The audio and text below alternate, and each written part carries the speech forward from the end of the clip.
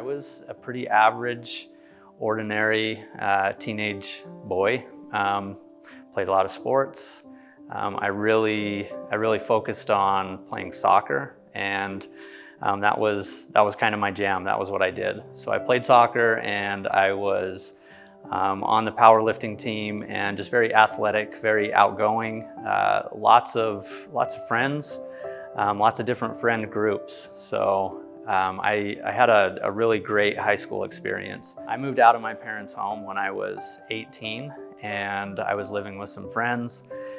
And my progression into this world of just partying, this lifestyle, it increased, and it was increasing exponentially. It was about 2 o'clock in the morning, and I was driving from this barn that we were at, and I drove back to my apartment, the place that I was living.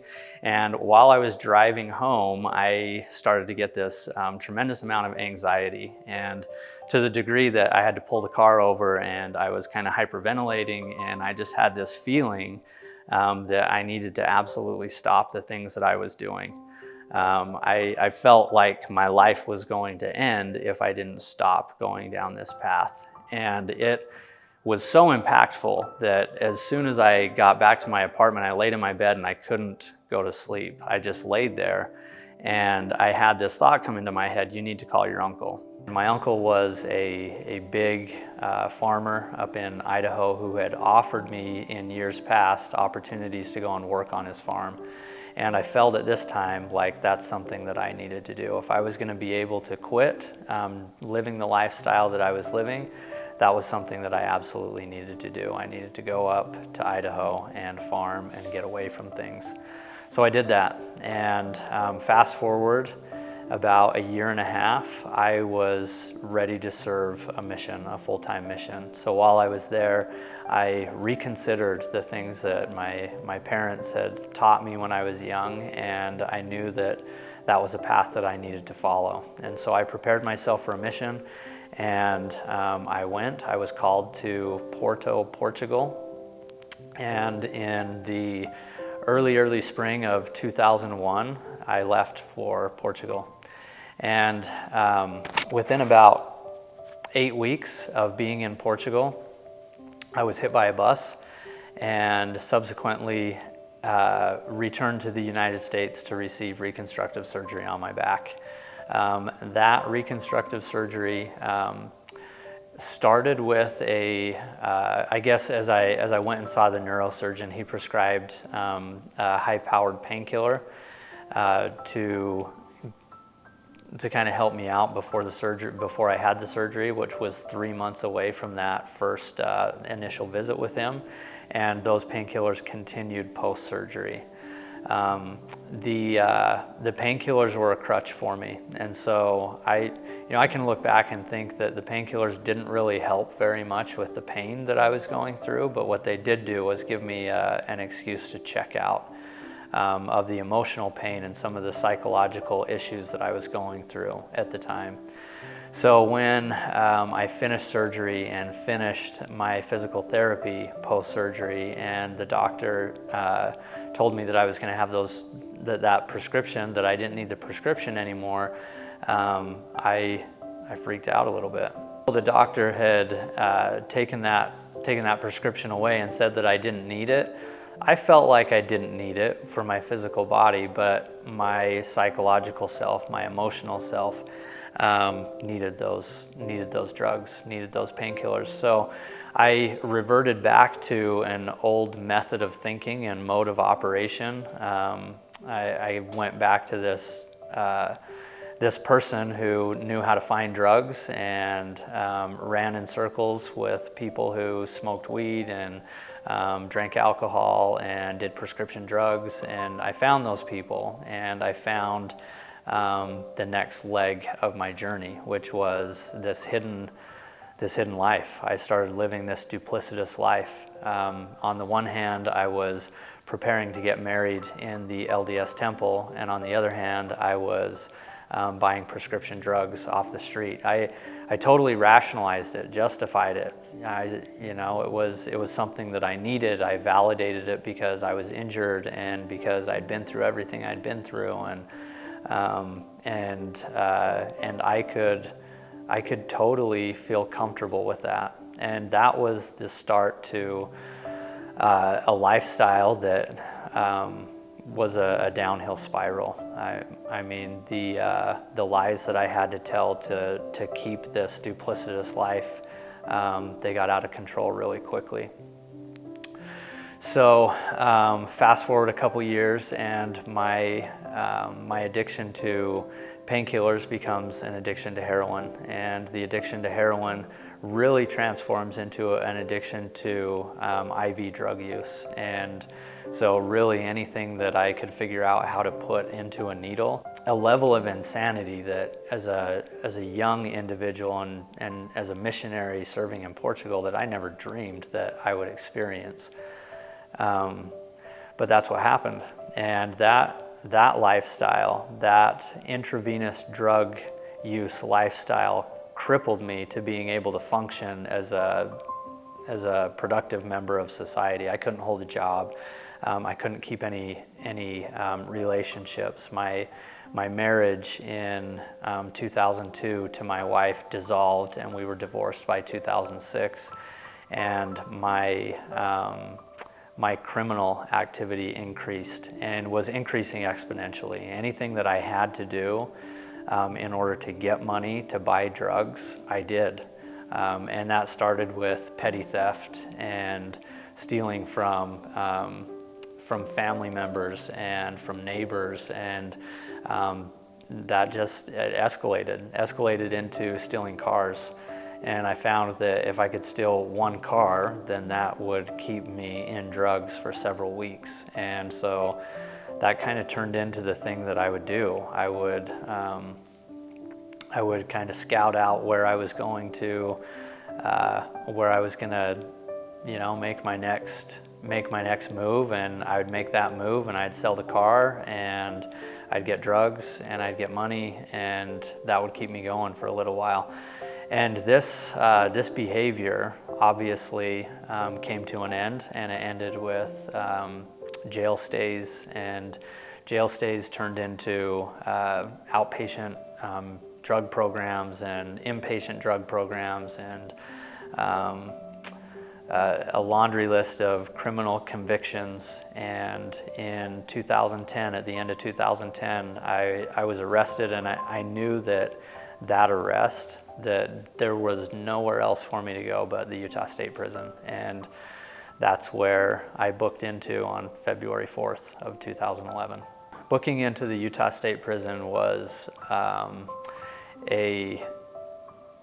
it was a life-transforming experience. Being booked into county jails became almost like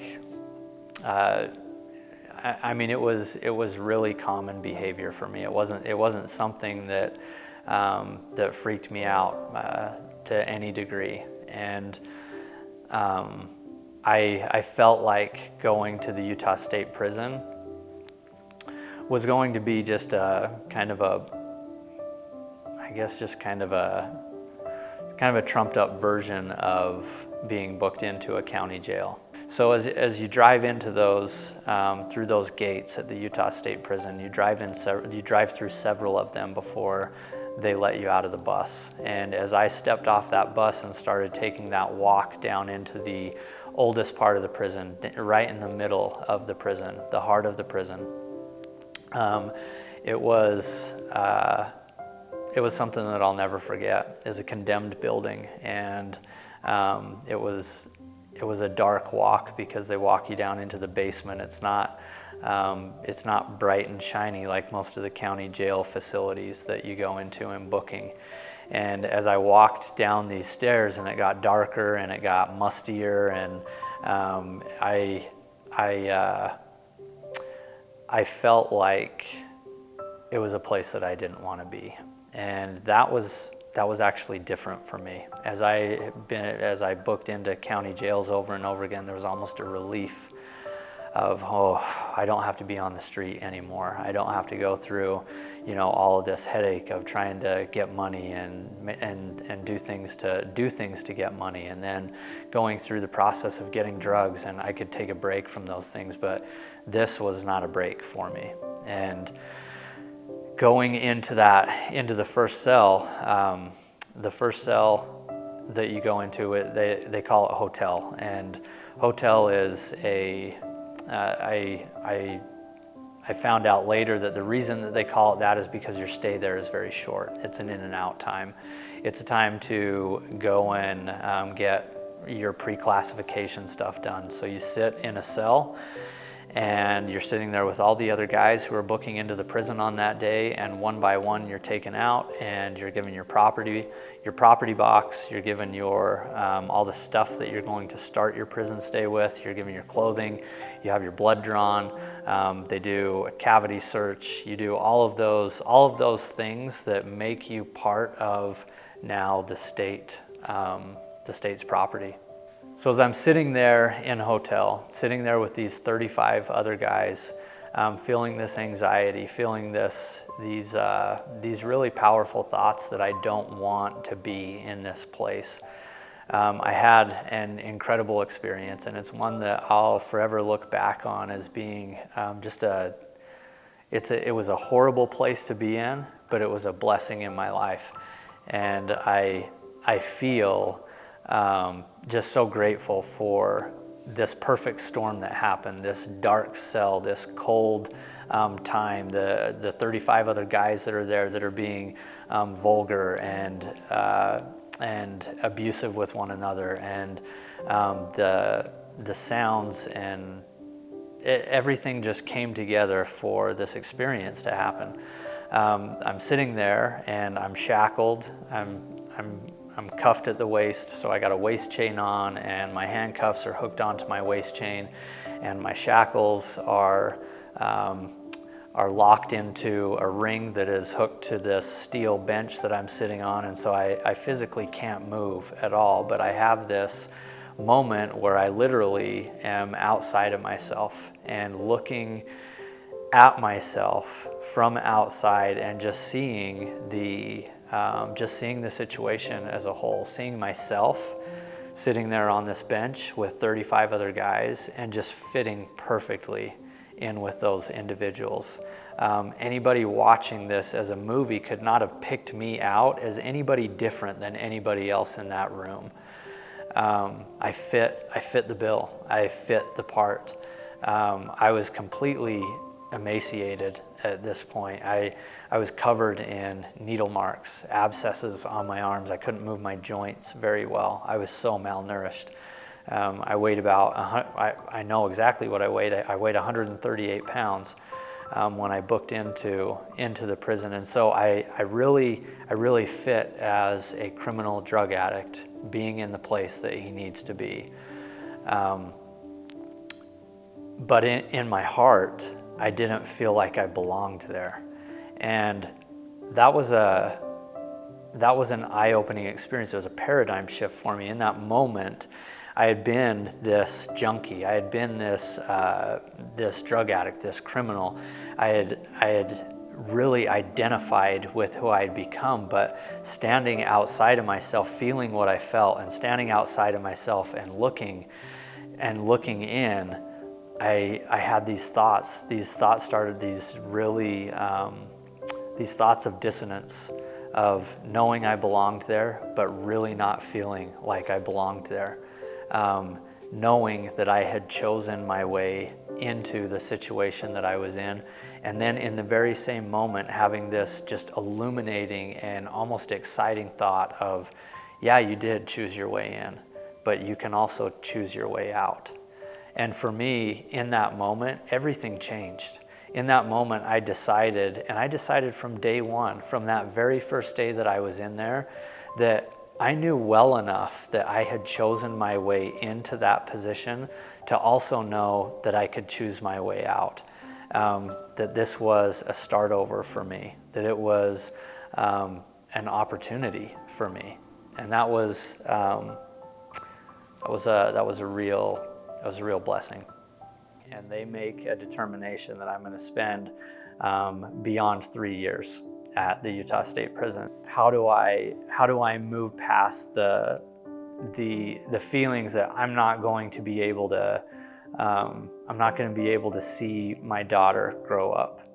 She's 5 when I went to prison, and if I'm being really honest, the years up until I went to prison, I wasn't a very good dad. I wasn't around. I was doing all those things, making all those choices that got me into prison in the first place. Even in the worst part of my addiction, there was this desire to be that good dad, and this thought that I would when I decided to clean up, because this was always going to be the last time that I did this, and then I was going to get clean. When I went to jail, I was going to get clean.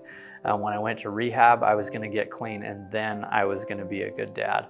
And so these thoughts this day were a little bit fatalistic, because I recognized that there were multiple years that I was going to be out of her life, and the thought of her being able to remember me, those kind of thoughts almost seemed impossible to me. That she's 5, she's going to be beyond 8 years old, 3 years goes by, and she's going to totally forget about me.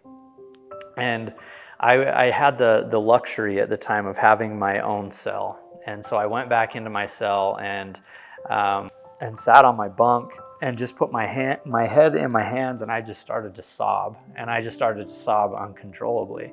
I open my eyes and I look down and I see my property box. And just to give you an idea, the property box is, it's really just a plastic Tupperware. It's a clear plastic Tupperware. It doesn't even have a lid on it. And you just slide them under your bunk, and this is where all your stuff goes. So I look down in the box and I see just a couple of things. I see a piece of paper and I see a pencil. And I grab those 2 things out and I go to work on an activity that became almost a recurring activity throughout my prison stay. And it developed into something that I still continue to do this day. But I wrote down at the top of the page, if you could do anything with your life, what would you do?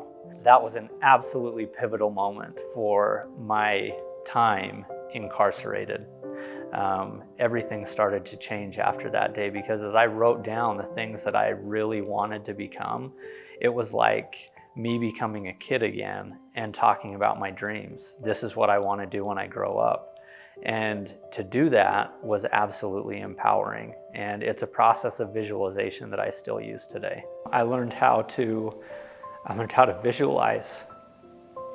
I learned how to take a childlike imagination and make those thoughts and feelings real. I learned what it takes to do that.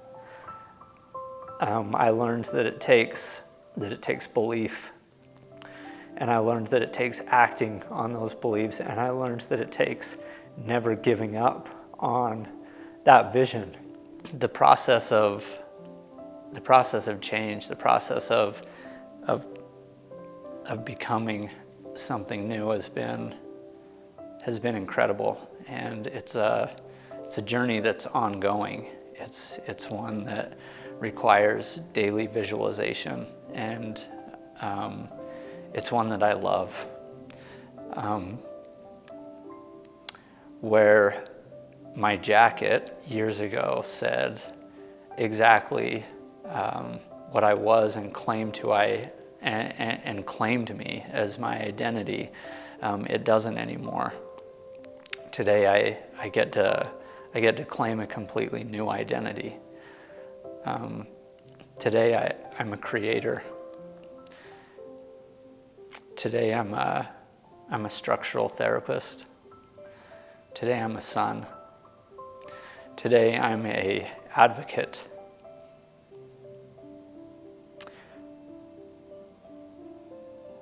For those who have made really crappy decisions.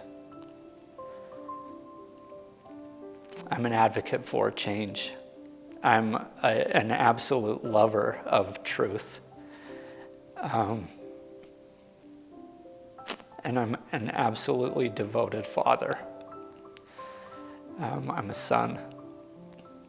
I'm a trustworthy loyal, and courageous brother.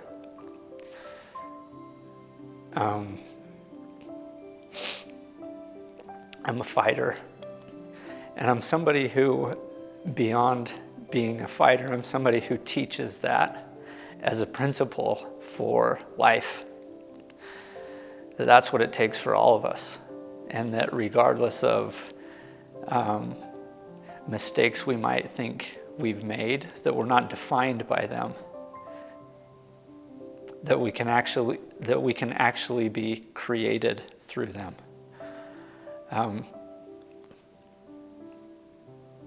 And I love that. I'm so grateful for that knowledge of who I am.